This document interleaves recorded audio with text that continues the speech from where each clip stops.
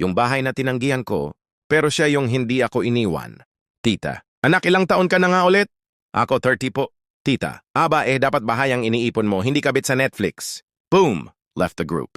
Noong una kong makita tong townhouse sa Antipolo, nagdalawang isip ako. Sabi ko, wag muna. Next year na lang. Baka bumaba pa presyo.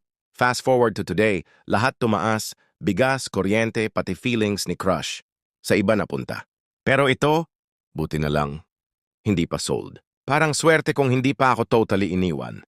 105 SQM lot, 170 SQM floor, 3 bedrooms, 3 toilet and bath, 1 car, garage, near Cloud9.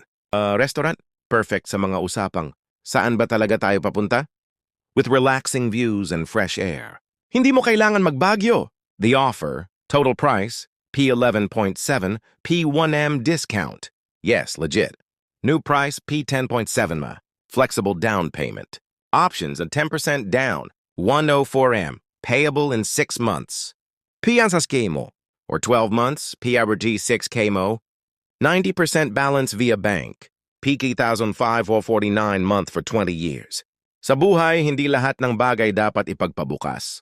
Minsan kung anong tinanggihan mo noon, yun pala ang magiging safe space mo ngayon. Ang bahay, hindi lang investment, ito yung reward mo sa lahat ng pagod. Site viewing? Libre yan. Text or call 0947-543-6668. Hindi ito situationship, sasagutin ka agad.